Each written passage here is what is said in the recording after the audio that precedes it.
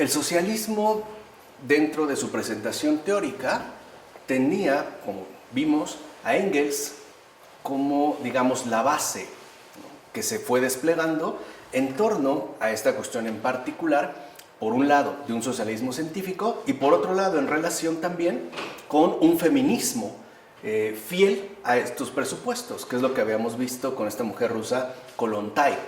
Pero vale la pena hacerse una pregunta e indagar a fondo en esta cuestión, que es justo, ¿no?, lo que hoy en día, en lo que en este momento vamos a hacer, que sería el apartado 8.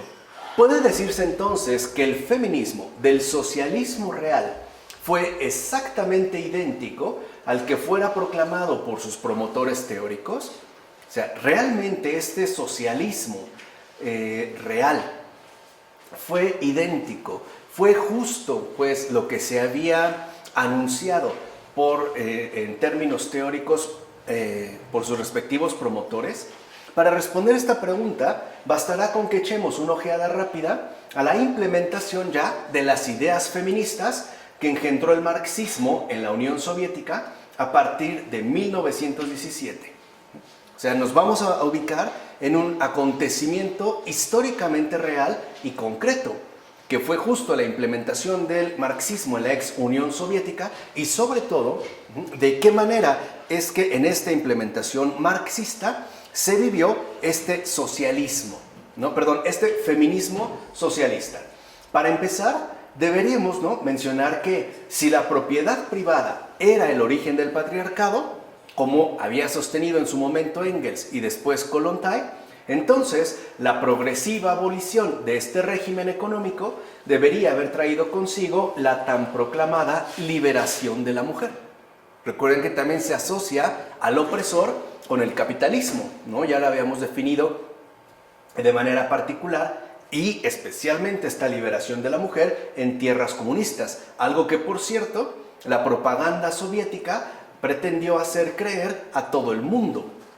No obstante, esta propaganda únicamente buscaba ocultar una más de las tantas mentiras del régimen comunista, porque efectivamente estuvo plagado de 1001 mentiras, de 1001 artimañas. En efecto, quienes mejor dejaron en evidencia tal embuste fueron los propios soviéticos, o sea, los que vivieron esta situación en carne propia, en especial un padre e hijo, ambos especializados en sexología.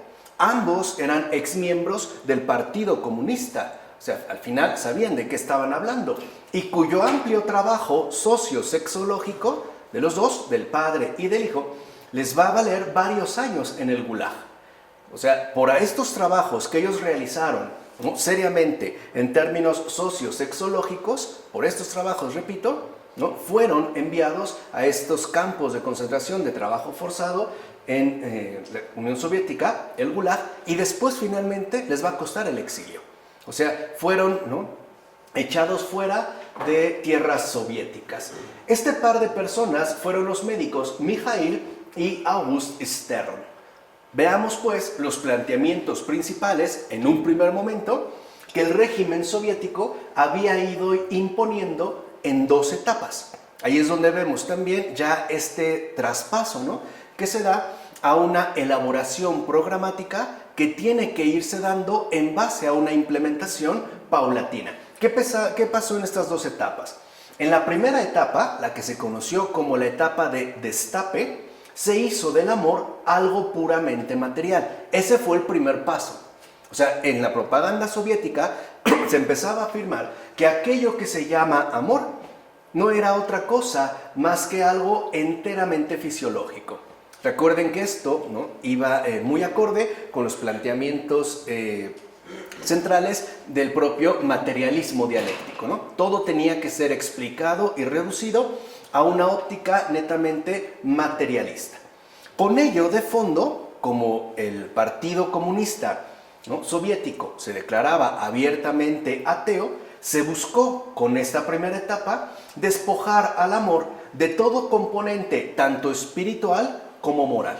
O sea, todo era fisiológico. No, el amor no poseía ningún tipo de referente ni espiritual ni moral. ¿no? No era más que una función biológicamente dada y ya. Esto en la primera etapa.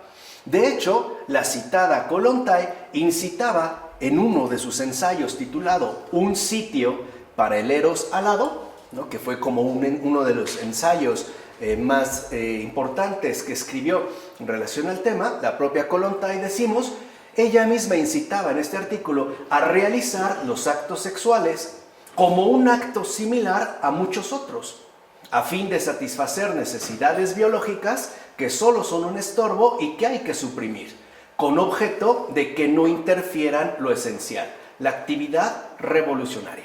Entonces, la propia Kollontai ya, digamos, expone de qué manera se tendría, pues, que asumir ideológicamente el amor. Y sobre todo el amor en su expresión material, es decir, en este caso, sexual. Número uno, que no tenía por qué destacarse de muchos otros actos igualmente biológicos, o sea, enteramente materiales. Así pues, el amor es sexo, pues, punto. No tenía ninguna connotación ni espiritual ni moral.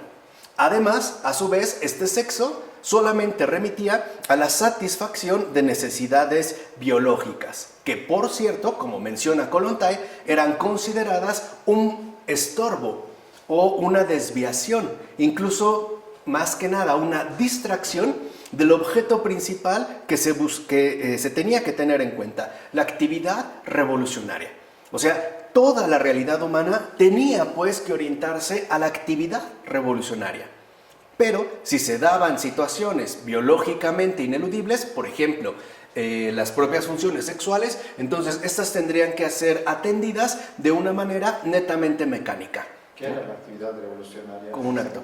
Todo el programa de subversión que quieren realizar en tanto abolición del capitalismo y por ende de la propiedad privada, ¿no? Toda esta subversión social que se está llevando a cabo. Entonces, el amor es entendido como un sexo a secas y por ende como una expresión material de nuestra respectiva biología.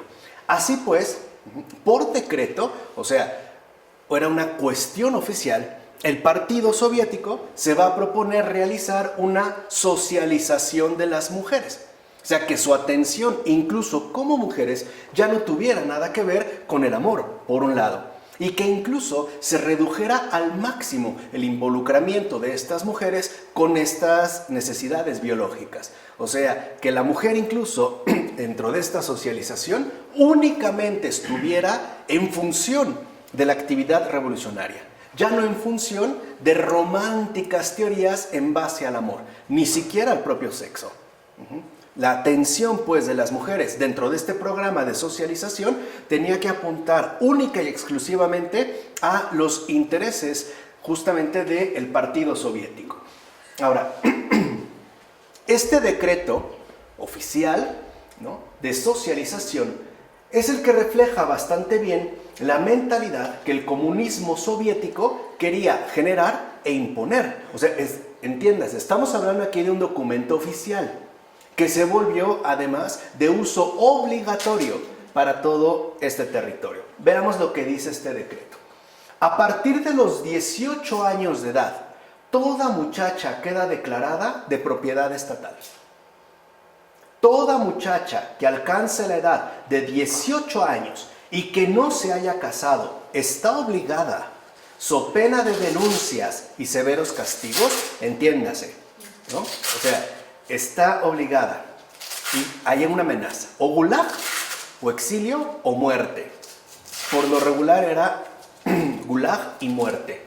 Los casos de exiliados, aunque fueron frecuentes, no eran lo más común. Entonces, está obligada, so pena de denuncias y severos castigos, a inscribirse en una oficina de amor libre.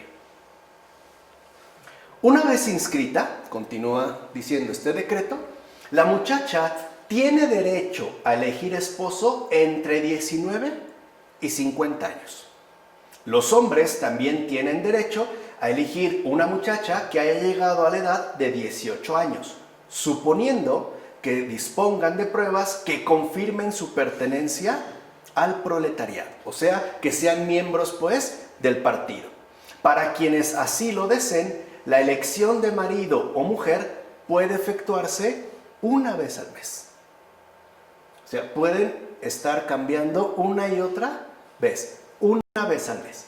En interés del Estado, los hombres entre 19 y 50 años tienen derecho a elegir mujeres inscritas en la oficina del partido, sin siquiera necesitar el asentimiento de estas últimas. O sea, si un miembro del partido elegía a una muchacha que formara parte del partido, ni siquiera le tenían que pedir su consentimiento, estaba obligada a aceptar la petición. Dice, los hijos que sean fruto de este tipo de cohabitación se convertirán en propiedad de la República Soviética. ¿Se dan cuenta aquí de esta materialización? O sea, lo que se conocía como la socialización de la mujer. Este decreto ciertamente se aplicó en la ciudad de Vladimir y también se aplicó en la ciudad de Saratov. Entonces vemos aquí ya una regulación partidista de este estorbo biológico que llamaríamos sexualidad. O sea, la propia socialización entre hombre y mujer tiene que estar, netamente bajo control del partido. No pueden tomar elecciones por sí mismos. Tienen que ajustarse a los condicionamientos que se les han mencionado. Y como dijimos, si una mujer o un hombre no forma parte del partido, no puede tener derecho a tener una pareja. ¿Vale? O sea, aquí ya se empieza a ver, digamos, este perfil. Por otra parte, los delirios del comunismo sexual soviético asimismo incluían marchas de la desnudez, ligas de amor libre, proyectos de instalación de cabinas públicas para tener relaciones sexuales, entre muchas otras propuestas, que a final de cuentas estaban basadas en un materialismo que buscaba reducir por completo la experiencia corporal del amor a una mera necesidad biológica. Entonces, con este decreto, lo primero que vemos, en esta primera etapa del destape, se busca ideologizar la cuestión del amor. Número uno, a través de insistir en que el amor no es más que una mera necesidad biológica, o sea, es puro sexo. Dijimos hace un momento, sin ningún tipo de connotación ni moral y mucho menos espiritual. Segundo, que al ser puro sexo, no tiene por qué ni siquiera dársele un trato preferencial o tener alguna consideración en particular con esto, que en último término interrumpe y desvía las energías de la persona en favor del principio revolucionario. O sea, que ni siquiera se gaste sudor teniendo relaciones sexuales. Este sudor se tiene que gastar en favor del partido. Así se trata incluso de canalizar las energías, o sea, la experiencia corporal del amor. Lo importante es que uno sirva al partido, no que se esté desgastando inútilmente con otro ser humano a través de esta necesidad biológica meramente irrelevante. Por cierto, este intento de reducción materialista tenía un objetivo más siniestro, que el Estado soviético pudiera controlar, es decir, planificar debidamente a sus respectivos súbditos. No puede ya darse nada de lo que llamaríamos vida privada. Todo tiene que estar evidentemente bajo control, lo que ellos llamaban en términos soviéticos planificación. Veamos, tan es así que el célebre periódico Pravda publicó en su edición del 7 de mayo de 1925 un artículo que, entre otras cosas, decía lo siguiente. Veamos qué decía este artículo de este conocido periódico Pravda, que por cierto significa verdad en ruso. De ese artículo: los estudiantes desconfían de las jóvenes comunistas, es decir, de las jóvenes comunistas que se niegan a acostarse con ellos. Las consideran como pequeño burguesas retrasadas que no han sabido liberarse de los prejuicios de la antigua sociedad. Existe una opinión según la cual no solo la abstinencia, sino también la maternidad proceden de una ideología burguesa. Entonces, este artículo lo que está, afirmando claramente son dos cosas. Que si una muchacha no acepta tener relaciones sexuales con un miembro del partido es sospechosa de ser enemiga del Estado, por el simple hecho de no consentir lo que se le está pidiendo. O sea, tenía que estar a disposición de los miembros del partido. No podía escapar, pues, a la planificación. Y segunda, ahí es donde se ve lo que habíamos dicho, ¿no? La influencia ideológica. Se empieza a proponer, digamos, a vincular burgués con enemigo del partido. Los burgueses, o sea, el burgués a grandes rasgos es, digamos, la manera de referirse a los no comunistas, a los no, integrados dentro del movimiento revolucionario, dentro de la dictadura del proletariado. ¿Y los cristianos? Son burgueses. ¿Todos? Claro, todos. En primer lugar, porque son retrógradas al ser creyentes, porque no se han apegado fielmente a la estricta línea materialista que se está imponiendo. O sea, que tengan una connotación espiritual. Ese simple hecho ya los hace enemigos del partido. No están, pues, ajustados a los lineamientos que se están exigiendo. Y por ende lo vemos, ¿no?, que es lo que estamos destacando aquí, esta, digamos, marea ideológica, donde a partir de esta figura ciertamente peyorativa del burgués, se empieza a dar una asociación criminal. Abstinencia, o sea, no sexualidad, y maternidad son inaceptables. Se considerarían, ¿no?, claramente virtudes burguesas, para nada revolucionarias. Empezamos a ver de dónde va a brotar esta idea, esta ideología de que el aborto es entonces un acto revolucionario. O sea, no burgués, por una parte. Y por otra parte, como la abstinencia va a ser considerada como algo inaceptable dentro del programa de subversión. Por eso no va a ser casual que los revolucionarios soviéticos fueran a muchos monasterios del territorio soviético, sacaran a las religiosas, a los sacerdotes, separados en monasterios masculinos o femeninos, y por ejemplo a los sacerdotes, ¿qué les hacían?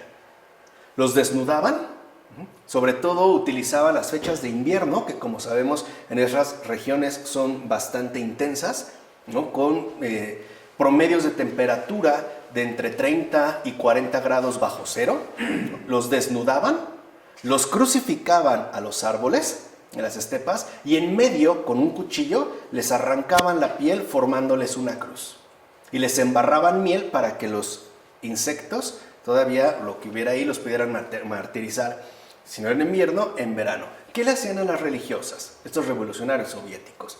Las desnudaban, las violaban, porque eran, digamos, exponentes de estas virtudes burguesas. O sea, a final de cuentas, eran lo opuesto, ¿no?, a la línea oficial.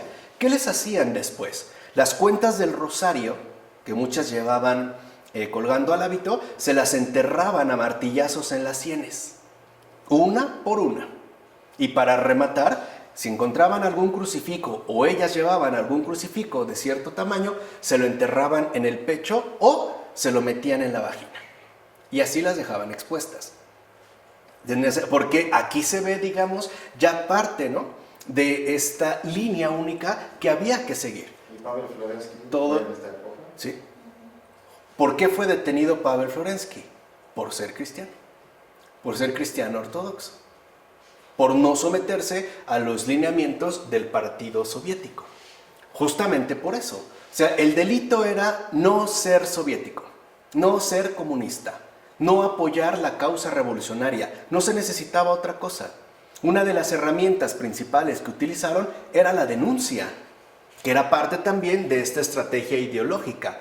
La denuncia consistía en que te sintieras siempre vigilado y digamos, bajo la presión de aquellos que te eran más cercanos. Vamos a poner un ejemplo. Pongamos que estuviéramos dentro del régimen soviético.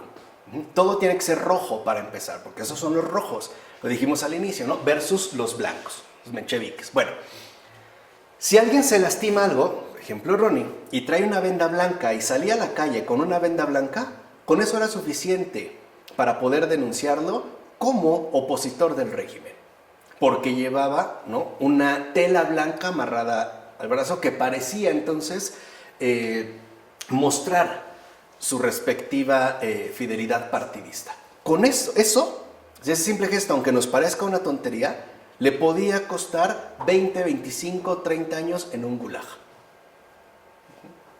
Porque ahí no importaba realmente el delito, lo que importaba era el procedimiento. ¿Se entiende? A muchas mujeres, por usar pañoleta, que es muy común, sobre todo en las mujeres ortodoxas, si usaban una pañoleta blanca, las detenían. Ahí es donde vemos también parte de esta denuncia. Entonces, ahí se dio algo bastante llamativo. Se supone que hasta entonces, de los que te cuidabas eran de tus enemigos. Pues no, aquí la situación se invirtió. Es parte de la subversión. Ahora del que más te cuidas es de tu amigo. ¿Por qué? Porque es el que más sabe de ti. Es el que puede incluso exhibirte a partir de una plática inofensiva. Se dieron casos. Un grupo de muchachas, se reunían a cenar. Y en la cena, a lo mejor Miguel se le ocurría decir, oigan, como que Stalin está medio loquito, ¿no? Jajaja, salud. Al otro día, Miguel había desaparecido. ¿Quién lo denunció? Pues uno de los que con los que se supone podía hablar con confianza. Así la subversión era romper por completo cualquier tipo de confianza que te permitiera algún tipo de solidez o vínculo, ¿no?, humanamente estable. Hijos que denunciaban a sus padres, padres a sus hijos, esposos contra esposas, esposas contra esposos, etcétera, etcétera, etcétera. Aun cuando no fueran ciertos, no se necesitaban realmente evidencias. Lo que importaba, insisto, es el procedimiento. Bueno, entonces lo que vemos es que en consecuencia la mujer liberada soviética, o sea, según lo que se había promovido, pues quedaba reducida a ser un mero conducto de satisfacción material. Literalmente. O sea, era una vagina funcional y operativa, nada más. Se le redujo pues a una situación objetual. No era más que un medio de satisfacción estrictamente material, nada más. De hecho, cuando la mujer soviética, fíjense, cuando una mujer soviética no se prestaba a tal cosa, o sea, cuando una mujer soviética decía, pues no, yo no quiero tener que ver algo contigo, etcétera, su negativa era asumida en términos de lucha de clases. Se le acusaba y se le denunciaba en términos de lucha de clases y por ende en términos de enemigo inaceptable. Es decir, en términos explícitos de, que eran una de sus frases favoritas, burguesa estúpida, en tanto miembro incapaz de elevarse a la altura de la mentalidad comunista revolucionaria. Entonces, el Estado no podía tolerar tal gesto de insubordinación, como está sucediendo actualmente. Si alguien no acepta, los criterios que se están promoviendo en la ideología de género, pues será catalogado de un retrógrada estúpido que es incapaz de elevarse, ¿no?, a la altura que han alcanzado estos sublevadores. O sea, el estúpido es uno, no ellos, pero viene desde acá. O sea, es parte pues de esta programación ideológica. Entonces se le acusaba, se le señalaba, se le denigraba, ¿vale? Entonces el Estado no podía tolerar este tipo de insubordinación. Así pues, toda la vida sexual estaba reducida a los dictados del materialismo dialéctico. O sea, ya estaba por completo ideologizada. Esa fue la primera etapa. El sexo entonces pasó a ser algo colectivo, o sea, algo que pasó a depender por completo de las imposiciones comunistas, que a final de cuentas se fueron consolidando en términos de religión oficial soviética. De ahí que, por ejemplo, se sostuviera que sentir atracción sexual por un ser que pertenezca a una clase social diferente, hostil y moralmente ajena, o sea, sentir atracción sexual por alguien que no sea comunista, era declarado una perversión de índole similar a la atracción sexual que se puede sentir por un cocodrilo o un orangután. O sea, si un proletario o proletaria sentía atracción por alguien no proletario, o que sus antecedentes no eran proletarios, entonces se le consideraba de pervertido. Por tanto, el comunismo es lo que condicionaba incluso el sexo mismo, entendido en términos de lucha de clases. La perversión aquí era sentirse atraído por alguien que no fuera un fiel partidario del régimen soviético. Evidentemente, dicho control dependía de una herramienta poderosa. Por eso yo les di los ejemplos anteriores. El odio visceral hacia todo aquello que no formara parte de la ideología impuesta. No hoy se manifiesta este odio visceral hacia lo que llaman hetero. No es hacia allá el odio visceral, o sea, aquel que no encaja definitivamente con la ideología impuesta, es decir, con la ideología de género. Esa es su herramienta poderosa. Es visceral, es un odio visceral, es un repudio, ¿no? Maldito hetero, ¿no? O sea, ahora el crimen es ser hetero, ya sea en masculino o en femenino. Ese es tu crimen. Es, digamos, tu crimen imperdonable. Y hacia este crimen, como ahorita no se ha podido alcanzar, afortunadamente, una intervención estatalmente definida, entonces sí se apela a una degradación socialmente exhibida, por ejemplo, a través de las redes sociales. Tú date cuenta, cuando pones, por ejemplo, algún comentario en contra de la ideología de género, se te van encima. Y se te van encima con odio visceral. O sea, esa es parte de la ideologización. Ya se había puesto a funcionar en la ex Unión Soviética, no es algo nuevo. Lo que han cambiado es el escenario y, bueno, los factores y los elementos que están hoy en día de por medio. Pero esta, digamos, herramienta, ¿no?, ideológica, en tanto una herramienta poderosa para fomentar justamente la operación de todo el plan que se trae entre manos, pues viene de aquí, este odio visceral. Así pues, el partido era quien tenía el derecho total e incondicional a intervenir en la vida sexual de la población con el propósito de mejorar la raza. Incluso por medio de practicar una selección sexual artificial. O sea, aquí ya se ve que entonces los seres humanos no deben de ser engendrados, deben de ser fabricados.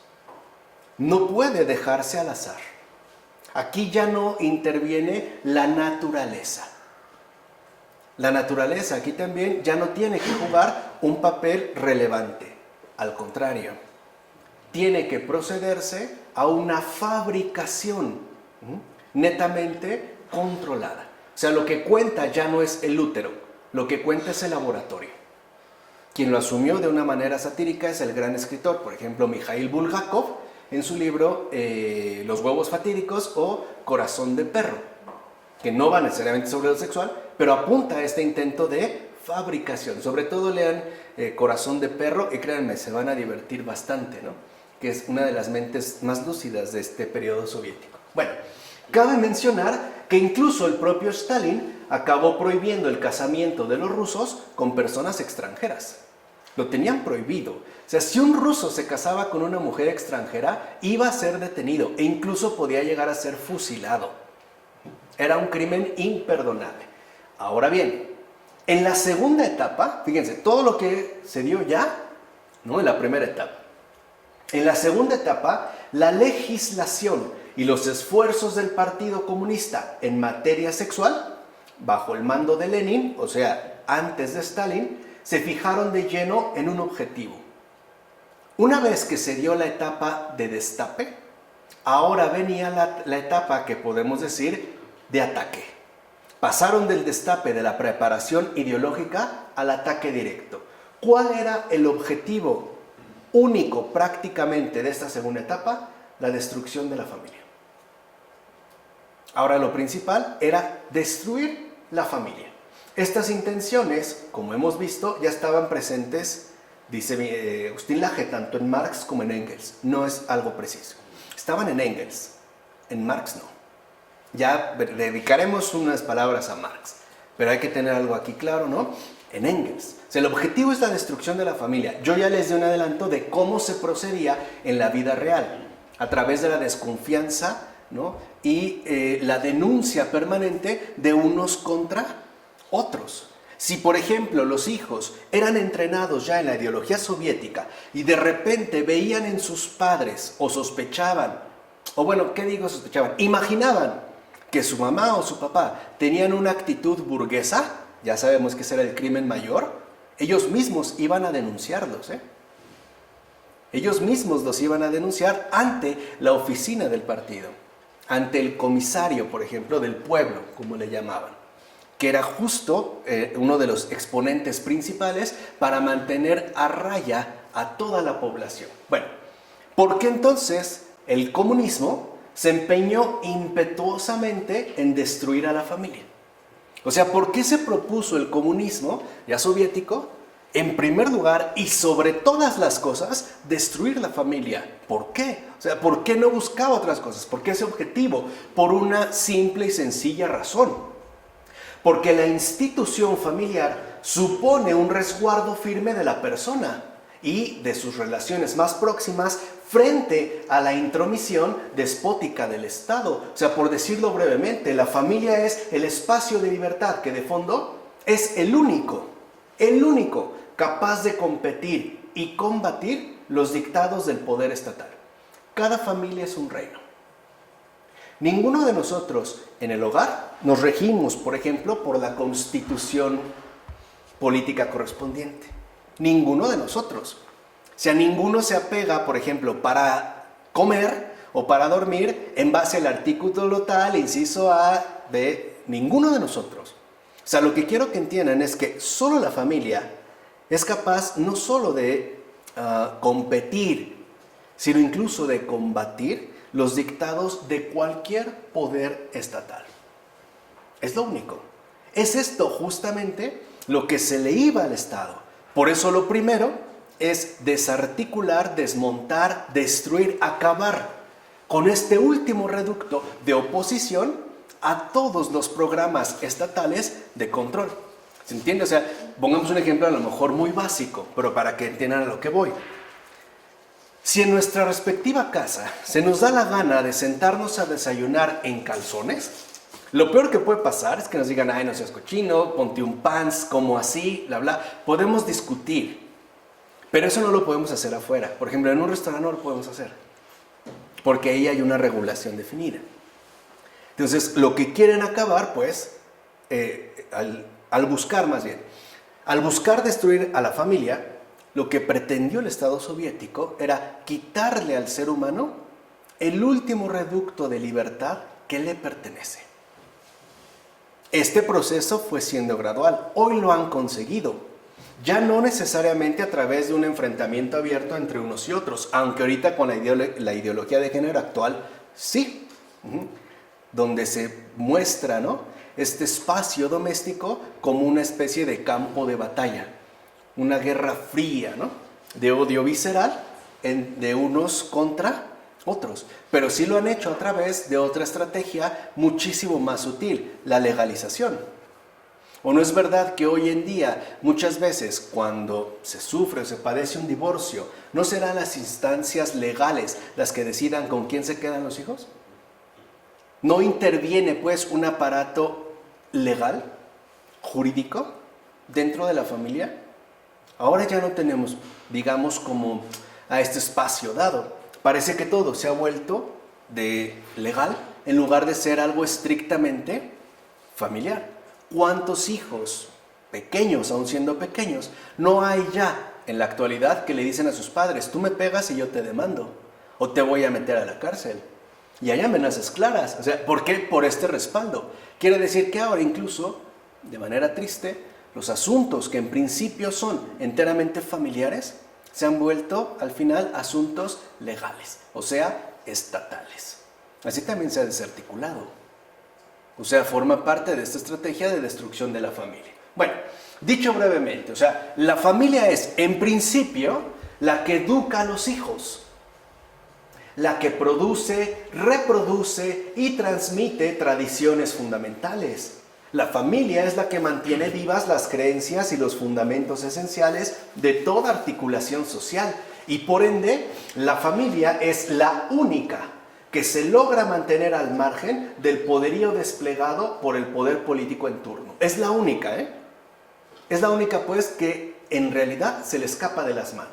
La familia es, por tanto, el rival más temido para todo poder mundano.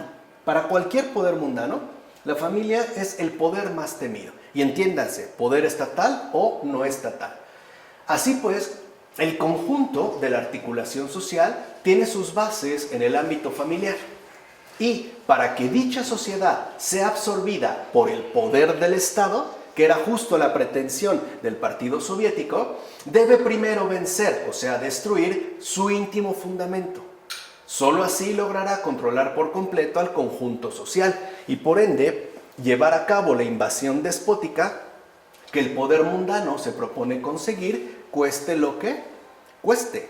¿O acaso no Hitler también seguía, ¿no?, los mismos lineamientos cuando se dedicó a entrenar a las llamadas juventudes hitlerianas? ¿No eran estos hijos los que desde dentro podían llegar, si no a acabar por completo, sí a debilitar bastante las propias familias? Era pues ya como un juego que aquí, ¿no?, se había puesto en marcha. Como decía, fíjense, el entonces ministro de Educación y Cultura en 1918, es decir, Lunacharsky, que en el periodo soviético fue exaltado como uno de los grandes, ¿no?, una de las grandes voces, y por eso era ministro de Educación y Cultura. ¿Qué dijo Lunacharsky? Este pequeño centro educativo que es la familia, esta pequeña fábrica, toda esa maldición que llegue a ser un pasado caduco. Ahí está el objetivo, que lo que se llama familia caduque, que se acabe. Este pequeño centro educativo, esta fábrica, ¿no?, mínima, esta maldición, que llegue a ser finalmente un pasado caduco. No obstante, en el periodo stalinista se tuvo que dar un giro de 360 grados al momento de crear el conocido mito de la familia soviética. O sea, el objetivo de Lenin, claramente como dirigente del partido, ¿no?, era destruir la familia. Pero con Stalin la cosa tuvo que cambiar, porque ahora tenía que mostrar al mundo la ejemplaridad del sistema dominante en sus respectivos territorios. O sea, mostrar pues a la familia soviética como la familia ejemplar para todo el mundo. Por eso se tuvo que cambiar. Y esto respondía, ¿no?, a razones claras y concretas. O sea, tampoco crean que era gratuito. Rusia ya había perdido una parte considerable de su población a causa de la Primera Guerra Mundial, la guerra civil, las hambrunas de 1921, las terribles hambrunas de 1928 a 32. Por cierto, en este periodo se calcula que más o menos en territorio soviético murieron más de 10 millones de personas de hambre, solo de hambre. No por guerras, disparos, solo de hambre, ni siquiera en el Gulag, afuera, solo de hambre. Por eso son las terribles hambrunas, ¿no? Las purgas, o sea, los exterminios que se realizaron y las matanzas en masa que fueran perpetradas por el poder soviético. Además, la política de sexualidad libre había ya legalizado el aborto en 1920. Entonces, digamos que el nivel de población había disminuido drásticamente. A esto, ¿no?, teniendo en cuenta la legalización del aborto. De hecho, las consecuencias sociales que trajo consigo la legalización del aborto fueron por demás relevantes. Es más, los doctores Stern, ¿no?, como habíamos mencionado, fueron los que mencionaron en su momento que el aborto se había finalmente convertido en el primero de todos los medios contraconceptivos. O sea, lo que dijeron es que ahora, ¿no?, el primero de los medios que se están utilizando para atentar contra la concepción es el aborto. Y la documentación que los doctores Stern, padre e hijo, llevaron a cabo sobre esta cuestión debe pues mencionarse. O sea, es algo importante, porque de hecho veremos que de aquí partió su condena. Por decir lo que vamos a mencionar, es que se les condenó al Gulag. Y como dijimos, al final, al exilio. Dice, de 1922 a 1926, por ejemplo, se cuadriplicó el número de abortos en toda la URSS. Para 1934, dirán los doctores Stern, se registra en Moscú un nacimiento cada 3 abortos. Y en el campo, en el mismo año, 3 abortos por cada 2 nacimientos. O sea, ahora se ve que lo que destaca es el aborto. Incluso en Moscú, que es la capital, ¿no?, de la URSS, un nacimiento y a cambio 3 abortos. Aún en el campo, los abortos siguen siendo más que los propios nacimientos. Para 1963, solo en Moscú, Leningrado y otras ciudades importantes, el 80% de las mujeres embarazadas se sometían al aborto. El 80%. Era pues el medio principal usado como anticonceptivo. Ese era el medio más utilizado. Los doctores Stern incluso contaron que, al cabo de un cierto número de abortos, a las mujeres les basta con una fórmula muy entendida. O sea, ya lo que se les recetaba de tanto abortar, dicen los doctores Stern, la fórmula o la receta, el remedio era este: beberse un vaso de vodka, tomar un baño muy caliente y ponerse a dar saltos hasta expulsar el feto. Ese era el remedio. Dice uno de ellos: tuve que cuidar de una mujer que había sufrido 22 abortos. En estas mujeres, los reiterados abortos debilitan los músculos del útero a tal grado que corren el riesgo de perder el feto con solo caminar. O sea, ya estaba tan deteriorado el útero que incluso con ponerse a caminar podían ya expulsar al feto. De ahí pues que la propaganda comunista sobre la ejemplaridad de la familia rusa y que el estalinismo había construido fuera solamente eso, o sea, pura propaganda. Una vil mentira estratégica. Ahora bien, recordemos que, según el feminismo marxista, todos los problemas de la mujer se reducían a una variable claramente identificada: la existencia de la propiedad privada. ¿No? O sea, la existencia de la propiedad privada era la fuente, la raíz, ¿no?, única y definitiva de la situación degradante en la que se encontraba la mujer. En consecuencia, lo que los teóricos proponían de este feminismo marxista era lo siguiente: si se anulaba la propiedad privada, que es justo lo que sostenía el comunismo, entonces cabría esperar que al mismo tiempo se diera la liberación de la mujer. O sea, se acabó la propiedad privada, se acabó la esclavitud de la mujer, ¿no? Sin embargo, esto jamás ocurrió, ya que debemos decir también que los casos de violaciones y de violencia en general contra la mujer fueron una constante a todo lo largo del glorioso periodo comunista soviético. En efecto, los doctores Stern también dejaron documentada tal situación.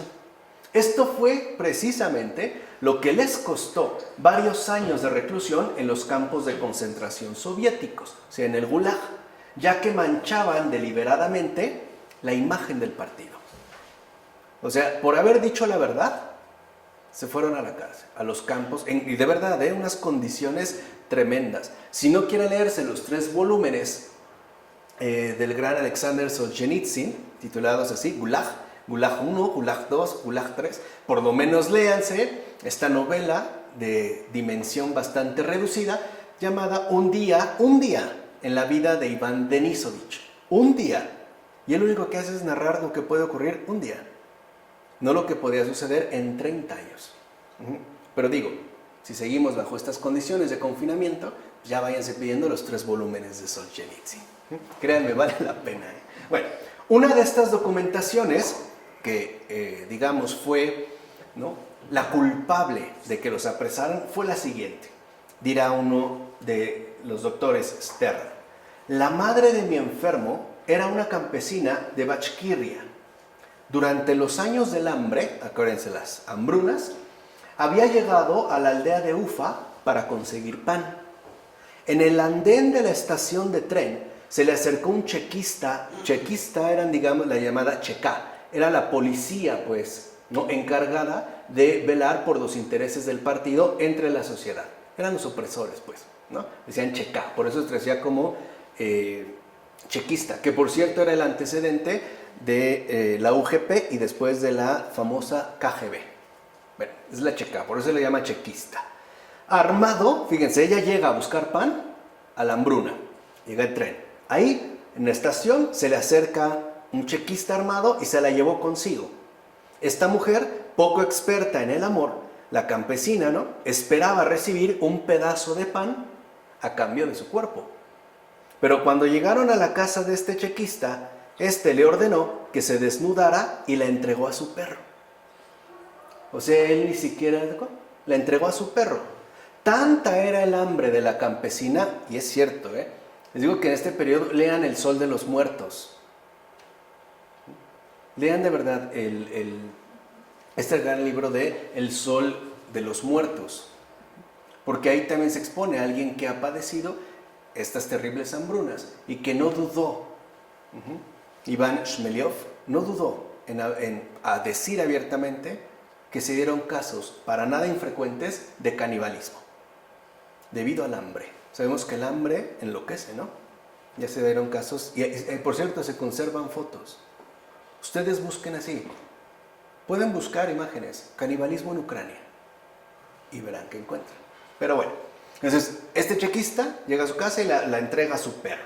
Tanta era el hambre de la campesina, dicen los doctores Stern, que no se opuso, pues suponía que luego podría finalmente comer. Cuando el perro hubo soltado toda la esperma, el chequista la echó a la calle sin dinero ni alimentos. ¿Qué podía hacer la mujer? Nada.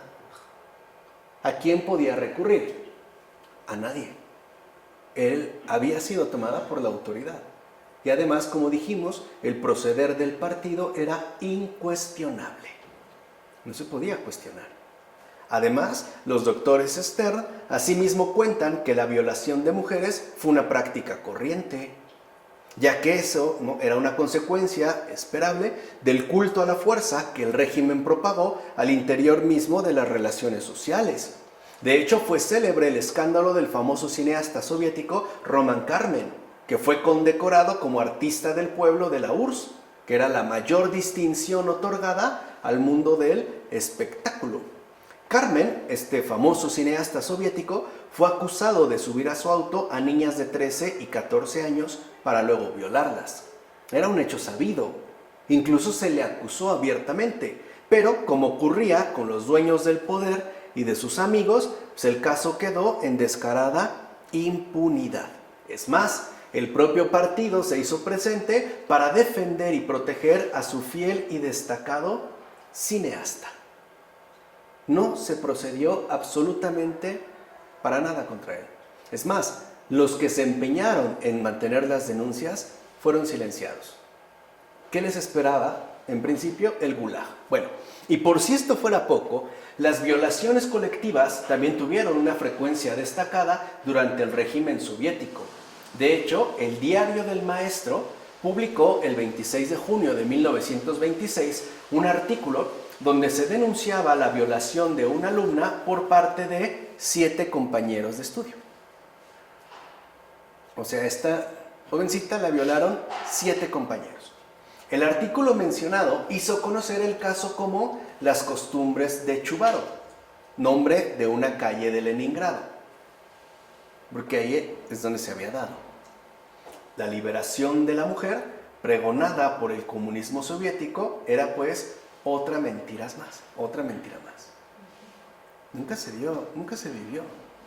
Por otra parte, las golpizas contra las mujeres fueron también algo por demás frecuente en la Rusia comunista. No eran para nada infrecuentes que se les golpeara.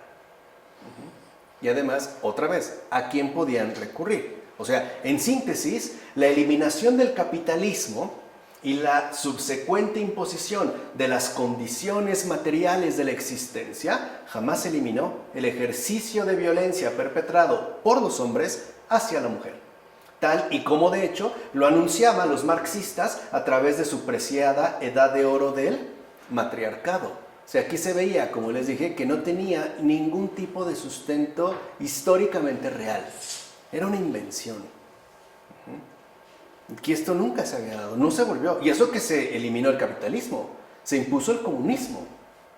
Y no se vivió lo que se había dicho. O sea, no se vivió otra vez esa edad de oro del matriarcado. Al contrario, se vivió realmente una opresión, ¿no?, inimaginable. Nuevamente, son los doctores Stern los que ilustran la cuestión.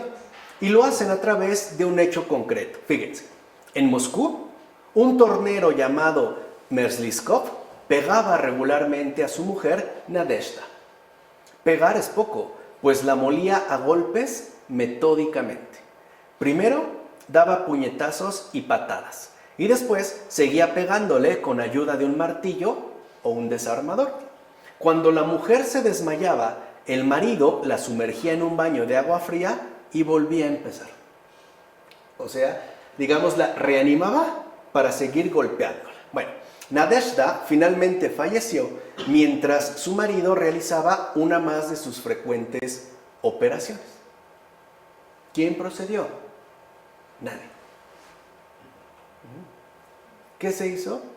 Nada. Y eso que ya se estaba viviendo el glorioso comunismo del Partido Soviético.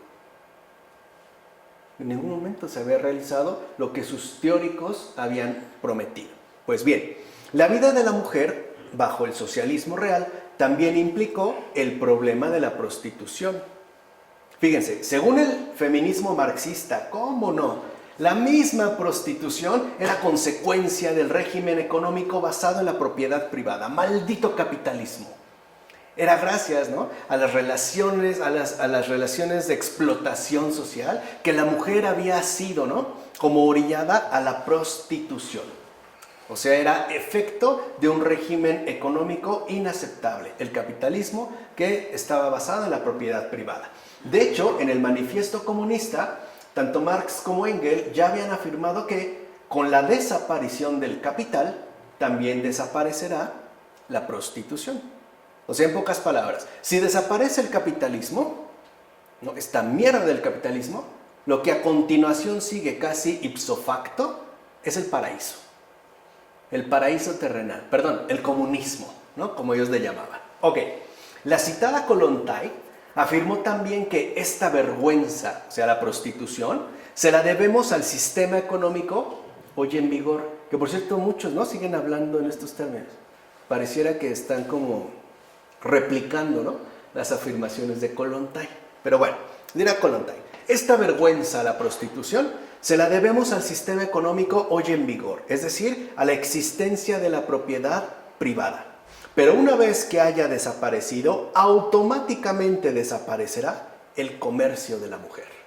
O sea, se acabó la propiedad privada, se acabó también la prostitución, esa vergüenza. Bueno, ¿se cumplieron? ¿Realmente se cumplieron estas promesas comunistas? Por supuesto que no. Ya que las prostitutas en la URSS siguieron existiendo, aunque eso sí, sus respectivos servicios estaban especialmente consagrados a la satisfacción de los extranjeros. El régimen persiguió estas actividades comerciales y envió a muchas prostitutas a sus temidos gulags. ¿Por qué? Porque al basarlos, ¿no?, o al catalogarlos como una actividad comercial, pues ya se les podía acusar de pequeño burguesas y por ende de enemigas del Estado. Seguidoras, pues, de la tan odiada propiedad privada. Bueno, así pues, las prostitutas siguieron funcionando en la clandestinidad. Por lo regular, las prostitutas ofrecían sus servicios a bordo de taxis o de ferrocarriles. Ahí es donde ofrecían sus servicios. Curiosamente, las prostitutas eran conocidas en Moscú como las marxistas.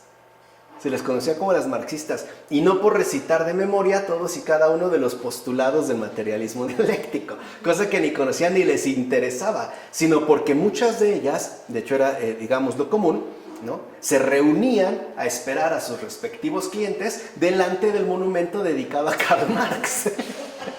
Por eso se les conocía como las marxistas, ¿no? Esa era su zona. Entonces ya sabían que si querían encontrar prostitutas, pues tenían que ir a ver a las marxistas. ¿Dónde están? Pues ahí, ¿no?, enfrente del monumento a Karl Marx. Ok, la cuestión marxista se basaba pues en lo siguiente, no es como el resumen. Se suponía que una vez derribado el poder económico del capitalismo, con la destrucción del sistema opresivo de la propiedad privada, y por cierto, ojalá después de este podamos estudiar un librito sobre la propiedad que nos puede ayudar no a adherirnos, pero sí a tener, ¿no?, como el contrapeso y una visión amplia de un libro de Hilary Belloc, un gran escritor británico, en francés, amigo de Chesterton, que se titula El Estado Servil, donde él denuncia estos abusos que se pueden dar a partir de la eliminación de la propiedad privada. Y hace un estudio interesante, ojalá lo podamos estudiar. Si no, bueno, lo pueden leer ustedes también, o lo que nos ven en los videos, ¿no? Después, inmediatamente después de acabar con la trilogía Gulag de Solzhenitsyn, se pasan a Hilaire Belloc y leen el Estado Servil. Bueno, siguiendo este planteamiento, ya no habría ningún motivo para que la mujer se prostituyera. Ella dejaría, por así decirlo, el pecado, ya que se encontraría por fin metida en el paraíso inmaculado del comunismo. Sin embargo, el reduccionismo económico, o sea, pensar que todo es problema, ¿no?, del capitalismo y de la propiedad privada, ¿no?, este reduccionismo económico marxista, no tomó en cuenta algo por demás importante: la compleja naturaleza de la acción humana en tanto forma de poder no precisamente económico, sino político. En efecto, la prostitución en la URSS, o sea, en el socialismo real, ¿no?, en el comunismo históricamente dado, fue uno de los tantos privilegios de la clase política soviética. O sea, el principal cliente de las prostitutas eran los miembros del partido. Mandaban a traer a sus marxistas para amenizar sus respectivas reuniones, o por lo menos, supongo, ¿no?, para poder satisfacer sus necesidades biológicas y reducir el estrés, ¿no?, de tanto trabajo que tenían encima para mantener feliz y contenta al resto de la población. De hecho, vean, era por demás sabido que si una mujer quería acceder a determinados privilegios, y entiendan que era un privilegio, por ejemplo, una ración mayor de comida, en lugar de que al ir y presentar tu tarjeta de racionamiento te dieran 200 gramos de pan, te dieran 300, o quizá exageradamente 400, si buscaba alguno de estos privilegios, o en lugar de 100 gramos de azúcar te dieran 150 gramos de azúcar, o en lugar de media barra de mantequilla, 3/4 o una, si quería uno de estos privilegios, ¿no?, o bien, si es que quería ingresar a determinados puestos de la burocracia soviética, previamente, y eso es lo que se sabía, debían ofrecer sus servicios sexuales a todos aquellos que de un modo u otro estaban a cargo. O sea, tenía finalmente que tener relaciones sexuales con cada uno de los funcionarios que el mismo partido había designado para ocupar un lugar de mando. Imagínense, solamente para obtener con cuántos no tenía que tener estas relaciones sexuales. Y eso para poder pasar al que estaba, digamos, por encima de él. Tenía que atravesar literalmente, o pasar literalmente por muchos. Los doctores Stern también testimoniaron acerca de las formas que adoptó, ¿no?, la prostitución soviética. ¿Qué dicen los doctores Stern? A veces la felatio alterna con los juegos de cartas. O sea, se sientan a jugar cartas, eran muy afectos, ¿no? Ahí se ve Dostoyevsky en El Jugador, ¿no?, que por cierto un vicio que pues, nunca pudo vencer del todo, ¿no?, el propio Dostoyevsky.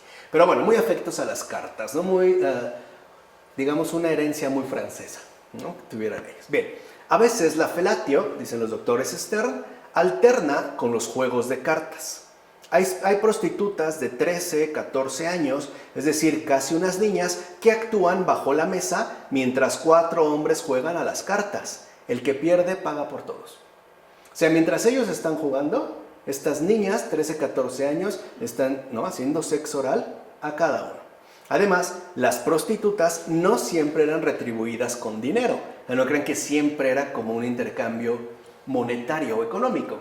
Como mencionan también los doctores Stern, hay mujeres que utilizan su cuerpo como forma de pago cuando utilizan un taxi, o bien cuando compran algo en la carnicería. No tienen dinero, no hay recurso. Hay muchas mujeres alcohólicas que se prostituyen precisamente para poder conseguir más vodka.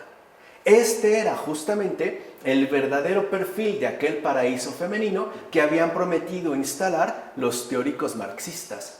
Prometieron un paraíso comunista. Lo que se vivió fue un infierno comunista para millones y millones de personas. Y aquí sí, no solo mujeres, hombres, niños, ancianos, ninguno salió indemne. Algo que, por cierto, ¿no?, El gran Batiushka, el gran padre espiritual de Pavel Florensky, el Santo Padre Isidor, ya le había advertido. Le dijo, no falta mucho, falta poco, para que veamos una situación extrema.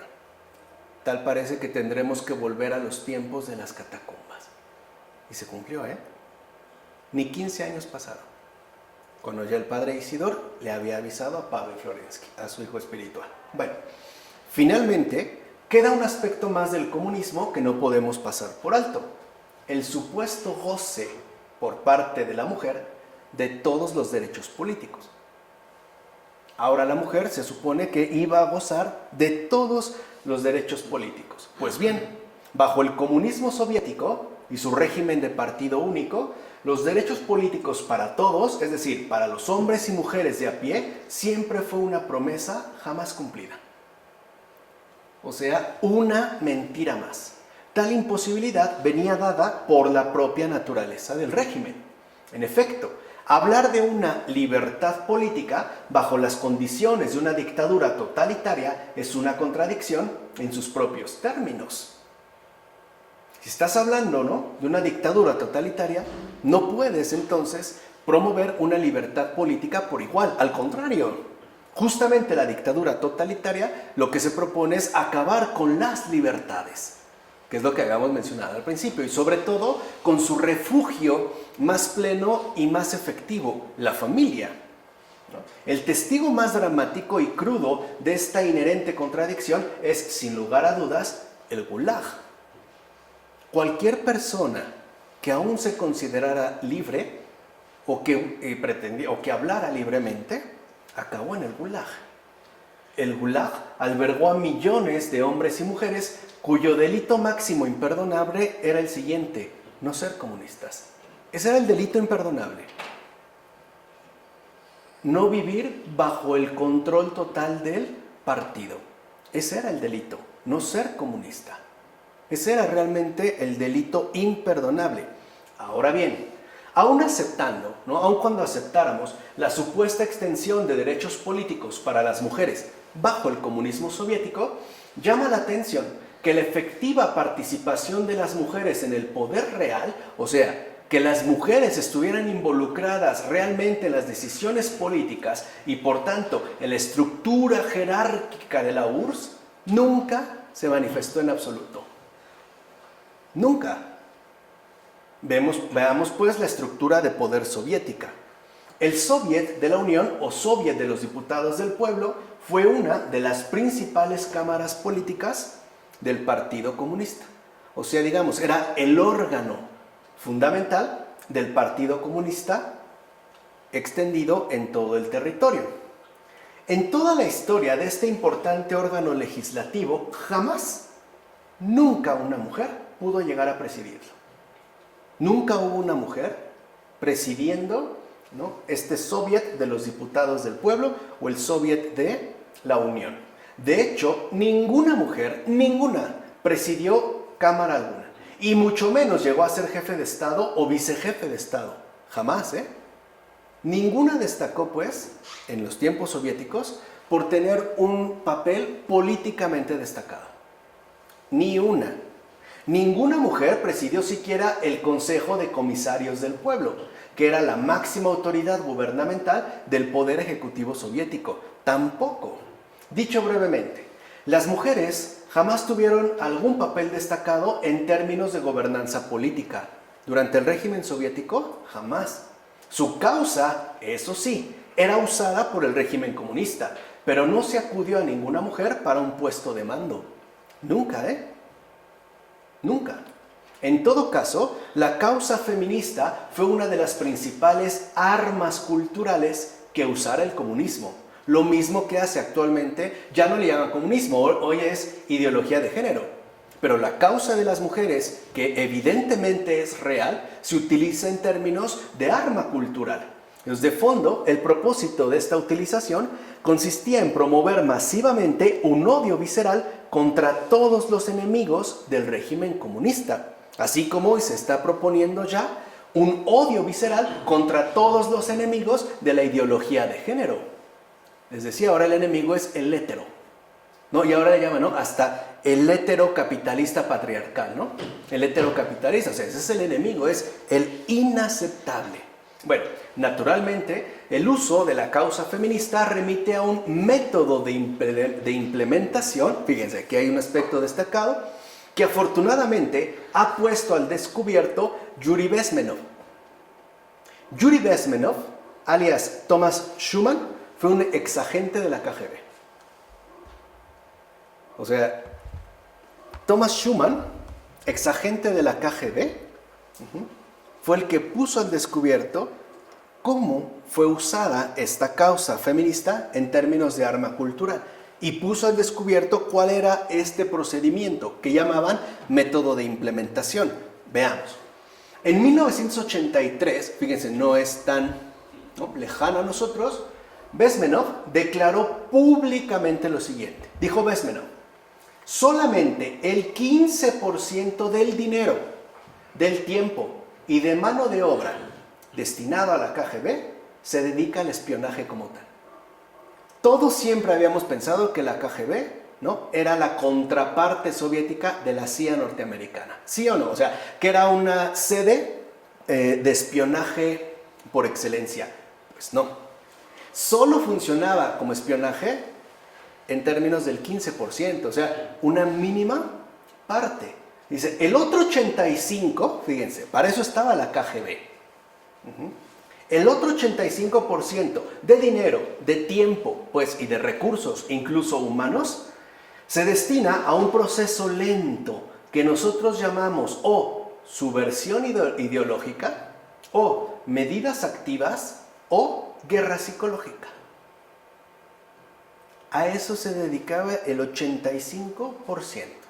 Y dijo Bezmenov, lo que básicamente significa cambiar la percepción de la realidad de todo americano.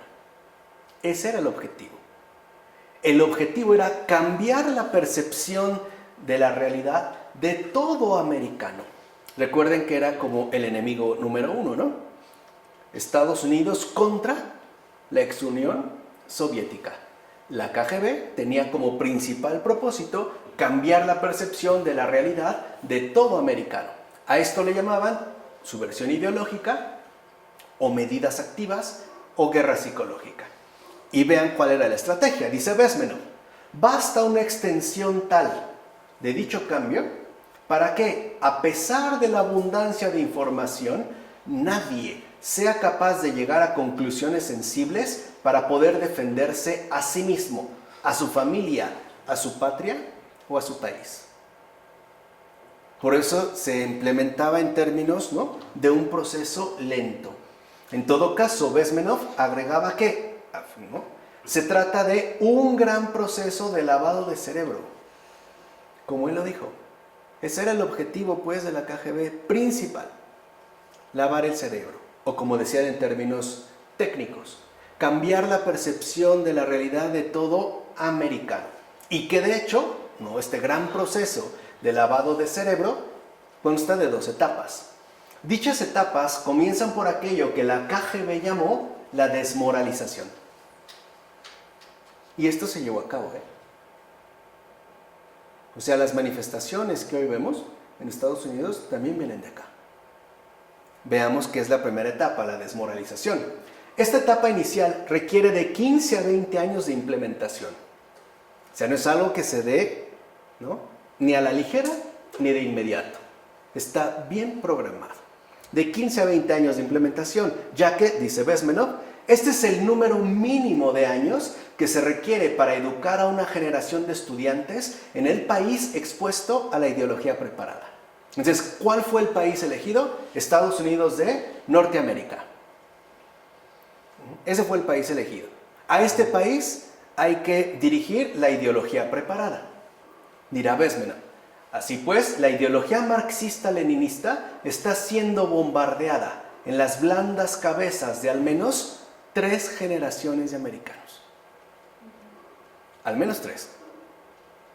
¿Cuál es el resultado? Pues es el resultado que puedes ver. Muchas de las personas que se graduaron en los años 60 Estudiantes fracasados o intelectuales a medio hacer están ahora ocupando las posiciones de poder en el gobierno, en el servicio civil, en los negocios, en los medios de comunicación, en el sistema educativo. Están pues contaminados. Están programados para pensar y reaccionar a ciertos estímulos. No pueden cambiar de opinión, aunque les demuestres que el blanco es blanco y el negro es negro. O sea, ya están bien desmoralizados, lo que llamaban la primera etapa, ¿no? Ya están bien entrenados para asumir por entero la uniformidad del pensamiento. El lavado, lo que ellos también llamaban, ¿no? Un completo lavado de cerebro. Y estamos hablando que Bezmenov dijo que ya por lo menos en Norteamérica había 3 generaciones expuestas a este programa, a la implementación de este programa. Ahora bien, después de esta desmoralización, se va a dar paso a la siguiente etapa, la desestabilización, donde ya se pueden empezar a generar los cambios en las instituciones, tanto económicas como políticas, a favor de la ideología antes preparada. Aquí ya se da un paso, digamos, adelante. Por eso, ¿no?, la tercera ola del feminismo, iniciada precisamente en los años 60, va a ser engendrada ya no en Rusia. Ahí ya no. Pues, ¿con qué cara? ¿Con qué bases? ¿Con qué elementos? Literalmente, ¿con qué cara? Sino en países occidentales. Principalmente en Estados Unidos y Francia. Ahora entendemos por qué. Y además, bajo un criterio claro de desestabilización total. O sea, de promover por entero cambios que ya se den a nivel institucional, que es lo que hoy estamos viviendo, ¿no?